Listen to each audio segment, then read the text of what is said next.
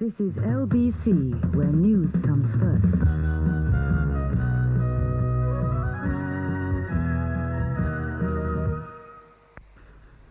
Welcome back to Jellybone. The time is nearly 32 minutes past 11, and Jellybone will be with you until midday, and this is our phone-in section of the programme, and the phone-in number is 353 8111. And as I said earlier, our phone-in guest today is Stan Lee, and Stan Lee is the publisher, I suppose we'll start off by using that word, of Marvel Comics. Welcome back to Jellybone, Stan. Oh, thank you, Jean. It's a pleasure to be here. It's very nice to see you again, because I can't remember when you were last here talking to me at LBC. About 7 months ago. About 7 months ago, I think it was. Yes. And I remember that when you left, you were sort of fantasizing about how you made characters in comics.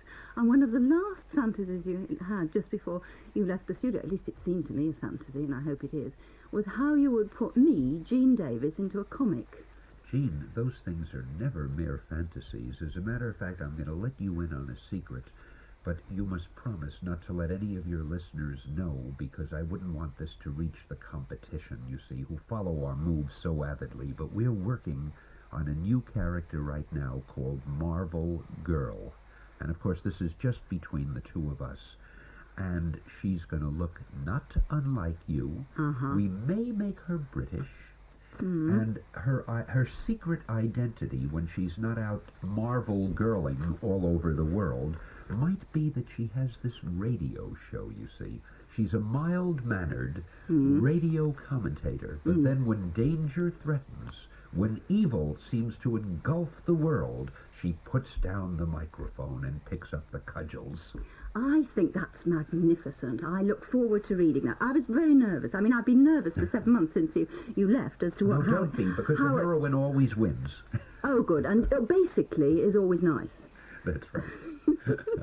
Well, Stan, I invited two more people to meet you there, two Jellybone listeners, Kevin Sargent and Paul Sheffield, and they wrote to me to say that their hobby was making comics.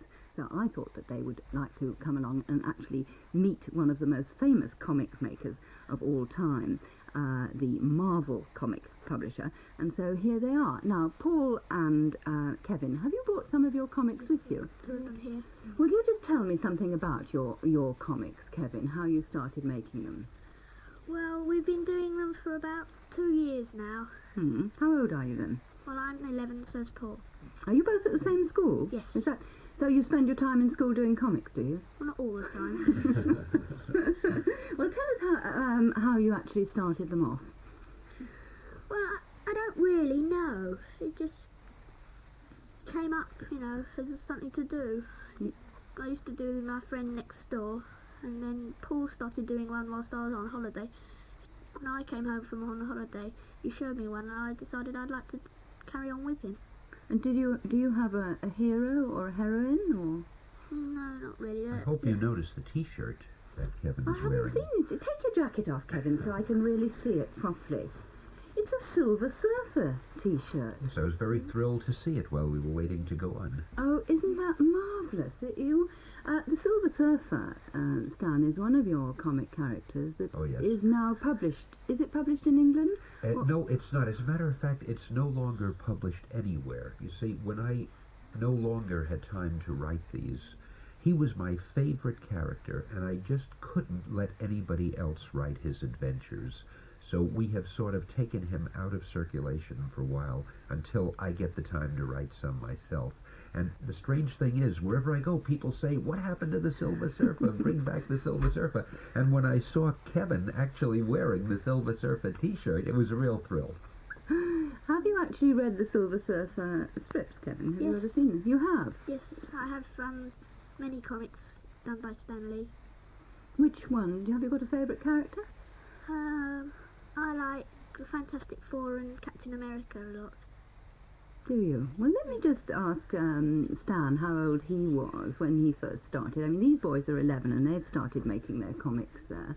And let me just say that if anyone would like to ring in also and talk to Stan Lee, the number is 353 8111.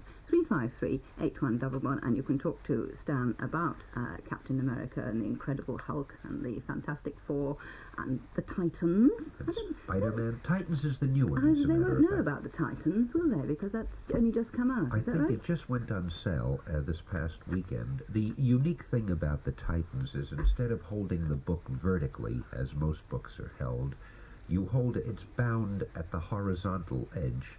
You hold it horizontally, and on each horizontal page are 2 pages printed vertically.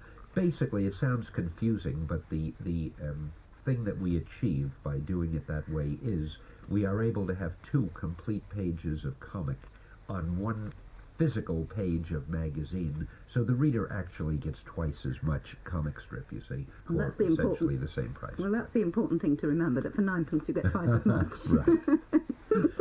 Tell me about what age you were, Stan, when you first started. Oh, I don't even remember. I guess I was 6 or 7 when I started sketching. I've always, maybe even earlier, I've loved to sketch, and although for years I haven't drawn professionally, I always sketch. And as Kevin and Paul do, I used to make up my own little books at about the same age, I guess. I started in the business when I was about 16 and a half, and I've been in it ever since. Tell me about what the first one was. I have lost track of the history of them. They seem to have been going on forever, but I realise they can't have been. Well, it seems like forever to me. Actually, the first one I worked on was called Captain America, and I might add I'm rather pleased and surprised by what Kevin said about that being one of his favorites. It's a very big favorite in the States, and we've always been a little reluctant or a little hesitant about bringing it to England because we were never sure how would a character called Captain America be received in Great Britain. But it seems to be quite popular here. Well, we have a Jellybone caller on the line, Stan, so if you'd like to find some headphones, have you got them there? Got them? Well, you will see what our first Jellybone caller has to say. Hello? Hello? Who's Hello, that? Jellybone caller. Sorry, it's who? Gary. Yes, Gary, and what did you want to ask Stan? I wanted to ask Stan if he was going to do a Silver Surfer Treasure Edition next year. Are you going to do a Silver Surfer Treasure Edition? Okay, now, Gary, can you keep a secret? Yes? All right, everybody else will please not listen for a moment because this is a secret between Gary and me. We're trying, I'm hoping, to be able to do one big Silver Surfer book. You're absolutely right. Just a big special story, which will either be in what we call our Treasury Edition, which is a very large-size comic magazine. It's twice the normal size. Or we might even do it in hardcover, like an album. But we're thinking about it now, and I hope we can do it for next Christmas. Next Christmas, that is, in 1976. Oh, that would be very nice. It was Thank very you. nice talking to you, and I saw you at the Roundhouse. Oh, did you? Did you enjoy it? Oh, yes, very much. I was the person who asked you the last question about the comic convention. Son of a gun, I remember. How nice to talk to you now. I was talking to your wife. She was sitting next to me. Yeah. She helps a great deal that way. The people I can't talk to, she does. As a matter of fact, we're planning to have a very large Marvel convention next year, either March or during the summer, and it's going to be the first Marvel comic book convention, and we're looking around for a hall large enough to accommodate the thousands of people that we hope will attend. Yes, well, it was very nice talking to you, and thank you, Stan. So long, Gary. It was a pleasure. Thank you very much. Right, bye. Bye. You actually filled the Roundhouse to capacity on Monday night. It was didn't you? heartbreaking. We had to return so much money, which we hate doing because we're very greedy, that had been sent to us for tickets. We filled it the first day that it was advertised, and we just decided it was much too small a theater. But, oh, it was lovely. And the audience, those people there were just so wonderful. I think it was one of the nicest evenings I've spent. Well, let's see what our next Jellybone caller has to ask you. The number is 353-8111, and we're taking Jellybone calls to Stan Lee this morning. Hello? Hello? Who's that? Martin. Yes, Martin. How old are you? 7. You're 7, and what did you want to ask Stan? Wish you could, where you could get a Titan comic, or when Spider-Man will be, finishing.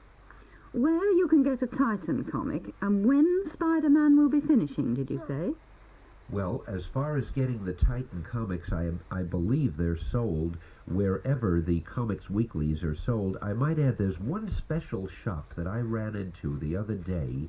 It's called the Campbell's Science Fiction and Comic Book Store, and I think it's in oh, I always forget the exact address, but at any rate, they have almost the whole store just filled with Marvel comics. I was so delighted to see that store. I cannot tell you, the most beautiful display of just Marvel comics. And it's at Hillsgate Street, I believe, at Southwest 8. You probably know that. At any rate, it's a store that specializes in comics weeklies and things of that sort, and comic book, and old comics also. So if you have trouble anywhere else, I'd recommend that. But I believe that our books are really sold wherever these comics are sold.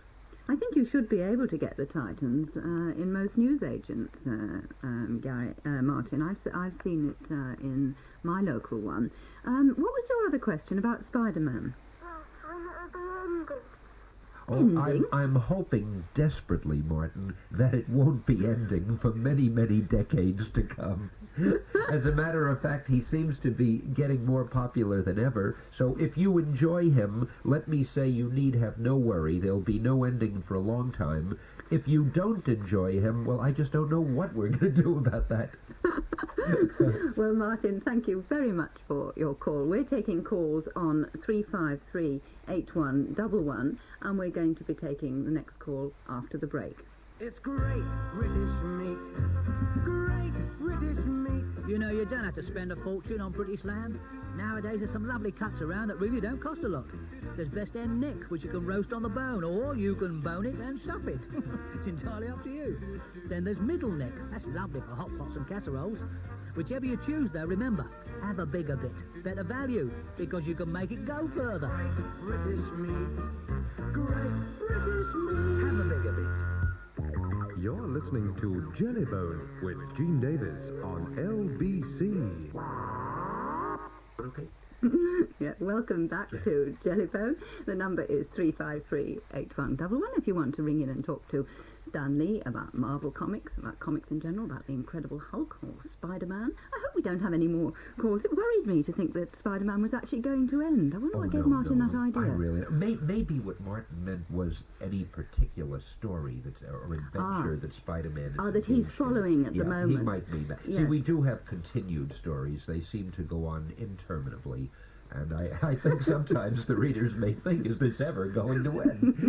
That may have been what he meant, and I may have misunderstood. Let's see who's on the Jellybone line now. Hello? Hello? Have we got a Jellybone caller? I think that's the cutest expression. When I go back to the city, say, what did you do on your last day? And I'll say, well, I was talking to Jellybone callers.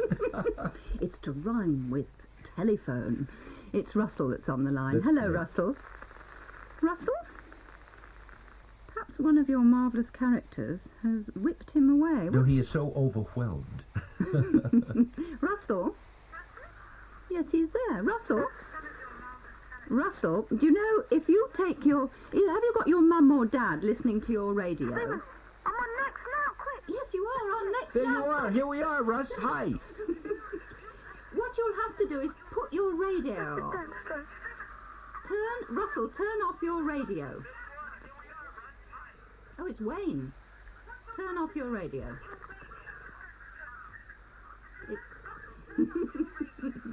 Actually, if anybody is ringing in on 353-8111 to talk to Stanley and me, you must turn off your radio because it makes it very difficult to talk to us if you keep the radio on. Let's see if we've got David on the line. David? Hello? Hello. Hello. What did you want to ask David? Stan? Hi, David. Why do you keep cutting off your American comics? Cutting them off? Fantastic Four and Marvel team-up. Oh, you mean the regular... Well, you see, besides the magazines that we sell here at the newsagents, the comics weeklies, I think what David is referring to are some of our regular American magazines are also exported from America to Britain, but sometimes they're not done on a regular basis. It's sort of a catch-as-catch-can basis, because the Marvel weeklies that we've been talking about, they are actually published in England, and they're done regularly, and they're the big things here at the moment, you see. The other books are just, it's not that we purposely cut them off, but we just don't concentrate on them as much here in Great Britain. Do you think you could bring more over? Well, I'm hoping that we're going to be able to expand the regular comic weekly line, you see, and I'm hoping we'll have enough of those so that it won't be necessary to bring over the others. What we want to do is make the Marvel comics here in Britain, to make them real English publications, you see. And we'll use the same characters, the same type of storylines, but we want to produce them specifically for the British market. Oh, thank you. Okay, it was a pleasure talking to you. Do you mean actually change the way people speak? Oh, no. No. We can't have an American character I was gonna speak say. like a Hungarian, for example. But, I mean, we want to produce them specially with storylines and so forth for the listeners right here in England. I see. Well, we've got Ian on the line now who wants to ask you something, Stan. Hello, Ian. Hello. Hi, Ian. Hello, Stan. You What go can ahead. I do for you? Pardon? What can I do for you? I'm a fan of Conan, and but unfortunately my collection has got some missing, the American colours. And I was wondering if there was anywhere you could tell me to get the early American Conans. Well, that yes. store that I mentioned earlier, I know that they have them, the Campbell's Science Fiction and Comic Book Store, because I had seen some there. But aside from that, no. See, what happens is our comics sell out so quickly that once they've gone off sale, it's very difficult. What we do in the States, after a few years, we start reprinting the older issues. And what happens is, on the same newsstands, there will be brand new copies, and there will also be brand new copies of older stories of the same characters on sale at the same time. Eventually, we may start reprinting our older books here, you see. But at the moment, if you've missed any of the old ones, you've really got to go to a collector's bookstore or something like that in order to pick them up. Okay, well, that's certainly, I hope, well, it actually tells you whether the problem can be solved or not. It doesn't exactly solve it. I haven't been this serious for such a long period of time in months. I'm getting more serious questions from your listeners than I ever get from the business meetings we hold. Well, let's go and see what our next listener has to ask. Hello? Hello? Who's that? This is Duncan. Yes, Duncan, what did you want to ask? Well, I want to know, do you make Marvel costumes and masks?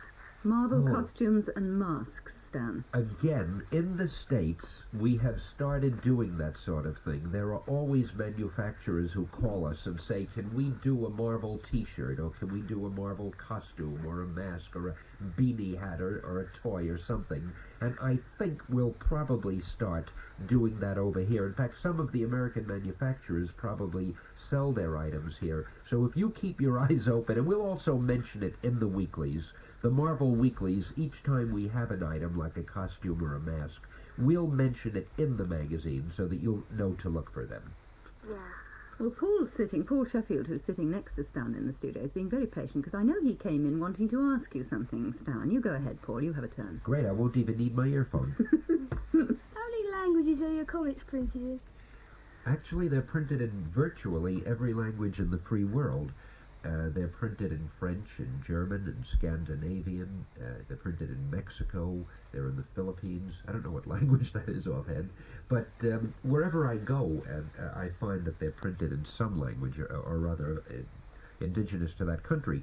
Actually, I might add that in Great Britain, I guess in England, right here, this is the only company where you see, in the other countries, we just sell our artwork and stories to a publisher. For instance, in France, we sell art books to a French publisher, and he publishes them himself. Here, Marvel is the publisher. We have taken a position here in England, you see, and we're the publishers here. But they are printed in every country. And every language. I think that's fascinating. I didn't realise it went into so many. It must be very odd to see your work written in different languages. Oh, yes, half the times I don't even know. I know in Japan they were done, and there they change everything. They even change some of the drawings, and they change the faces on the characters, you know? And it does help, though, in trying to learn a language, to read some of the stories I've written years ago.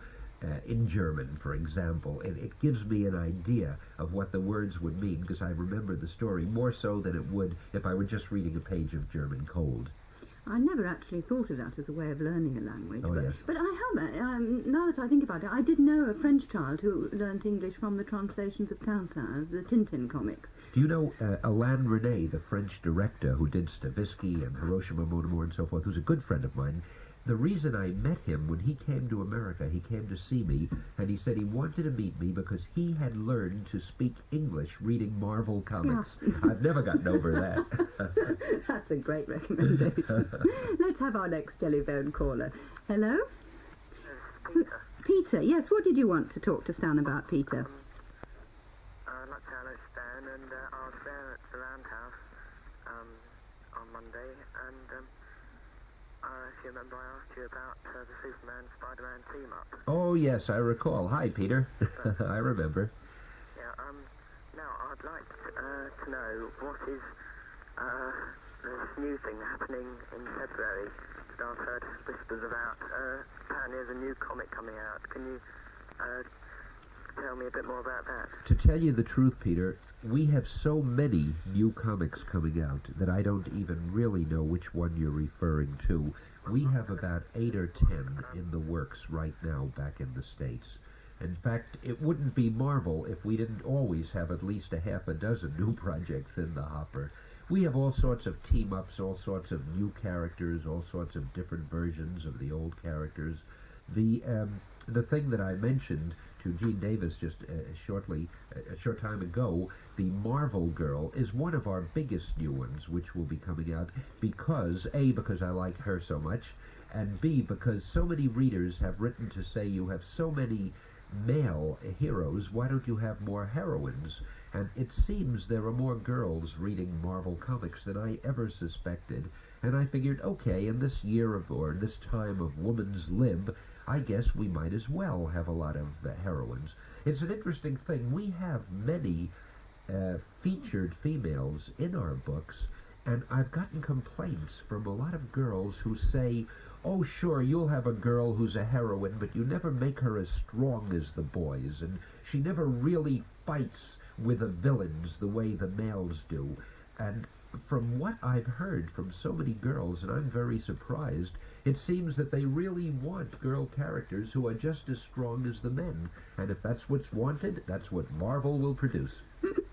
Well, I look forward very much to seeing that. That's not coming out till next year, is it? Sometime next year. Sometime next year. Well, I hope that you'll be back in England and you'll be able to launch that here in England, and you'll come along to Jellybone and talk to us again. Oh, wouldn't I just love it? Well, Stan Lee, thank you very much indeed for coming in this morning. Thanks for having me, dear. It's been a great pleasure to talk to you. And Paul Sheffield and Kevin Sargent, thank you both very much for coming. And I love your Silver Surfer t-shirt. Well, at this stage in the programme, we always play again the Jellybone Record of the Week, so that if you missed it earlier, you'll have a chance to hear the record our Jellybone jury tipped for top of the hit parade. Well, it's from Fox, and it's Strange Ships.